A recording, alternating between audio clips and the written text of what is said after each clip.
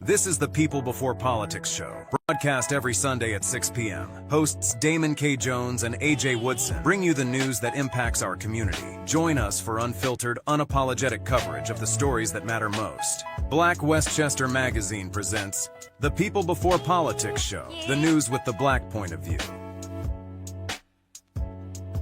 So, I think the first story, man, we definitely got to talk about Angie Stone.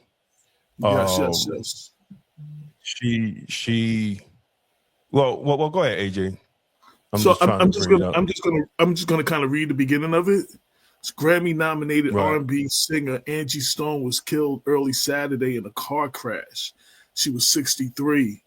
At about 4 a.m., the vehicle she was riding in back to Atlanta from Alabama flipped over and was subsequently hit by a big rig.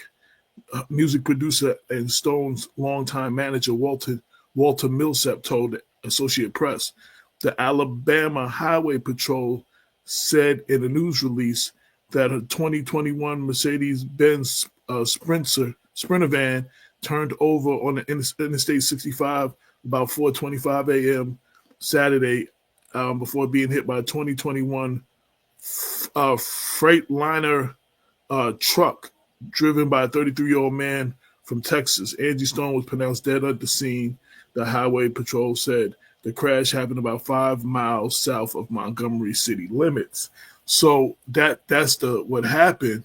But, I wanted to properly pay tribute to her. One, the beginning as we kick off Women's History Month. And just she had a wealth of knowledge. And, and I'm like, kicking off Women's History Month, Black Westchester wanted to celebrate the life and legacy of our sister, Angie Stone. To be honest, the passing of the R&B goddess, Angie Stone, hit me way harder than I expected. So I wanted to make sure I recognized her, celebrated her. She was widely recognized for her sultry vocals. Actually, but what most people didn't know, she had deep roots in hip-hop. She was a member of the group Sequence, an all-female trio from Columbia, South Carolina. They met in high school. They originally were singers and cheerleaders until they heard the song King Tim III by a Fatback Band and decided to incorporate hip-hop and rapping into what they're doing. Their big break came when they snuck backstage at the Township Auditorium in South Carolina for a Sugar Hill Gang concert and auditioned for Sylvia Robinson, the founder of Sugar Hill Records, who was impressed by their talents. Sylvia also made history as the first woman to own a major rap label. She invited them to Jersey and led to the debut song Funk You Up later that year. And they made history as the first female rap group and the first Southern rap act to record a record. She later married her label mate, Lil Rodney C of the Funky 4 Plus One More, whose real name is Rodney Stone. Elements of their song Funk You Up was later used by Dr. Dre for his 1995 single Keep Their Heads Ringing. Sequence backed Spoonie G on the single Monster Jam. Their single Funky Sound, Tear the Roof Off, was a remake of the single Get Up the Funk, Tear the Roof Off the Sucker by Parliament.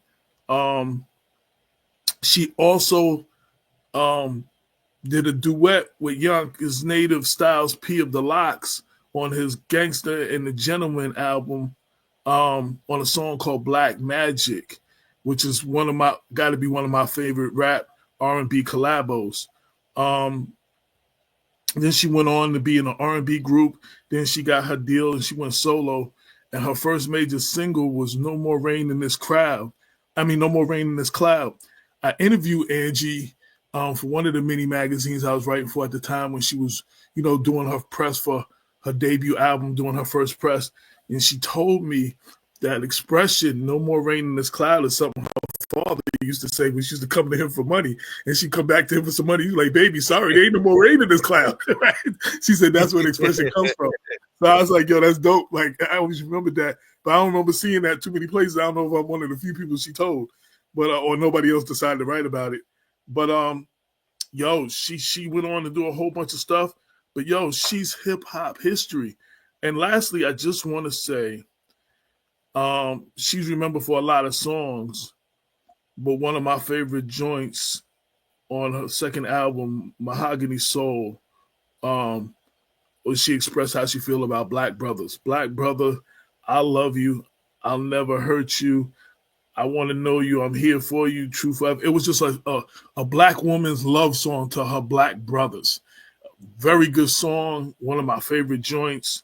And she had everybody in the music video, from Will Smith to Calvin Richardson to Luther Vandross to Sinbad, Avant, Lorenz Tate, images of Malcolm X, Martin Luther King, Muhammad Ali, and Colin Powell. It was just like a love song to black brothers. It's one of the dopest joints that a sister could do, you know, expressing her love. When a lot of songs is about, you know, they don't need the brother no more, the brother did them wrong, or kind of like F the brother type songs. This was like a love song. This is like a love song. Exactly.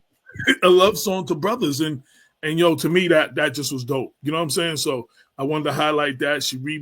There was a remake of the song with Alicia Keys and Eve. And then she survived by her 2 children, Diamond Stone, which she had by Lil Rodney C, and Michael Archer, who it was from D'Angelo. You know what I'm saying? And he decided to get into the music business. And you can read more about it on the tribute, but I wanted to celebrate her, and I really wanted to celebrate her hip hop roots, because she is a hip hop pioneer, the first female rap group to make a record, and the first Southern rap artist to make a record. That's huge. You know what I'm saying? You had Right, King right. the Third, you had Rapper's Delight, you had Spoonie G, and you had that. There was like 4 or 5 records that came out in '79, and she was one of them. So, you know, I just wanted to pay tribute to her. Her loss, Yeah, man, really very hit tragic. me. Yeah, her loss hit me. There's a lot of it's a lot of, you know, everybody got theories on what happened, and you know, I won't get into all of that. I just wanted to celebrate her, and hopefully I did a good job. Right. And I want y'all all go to blackwestchester.com. You'll see us on the main page. Read it. Leave a comment Check about out the Black sister. Westchester. Yeah, leave a comment about the sister, what she meant to you, what your favorite song was, all that. Please don't forget to like and subscribe. Black Westchester Magazine is the news with the black point of view.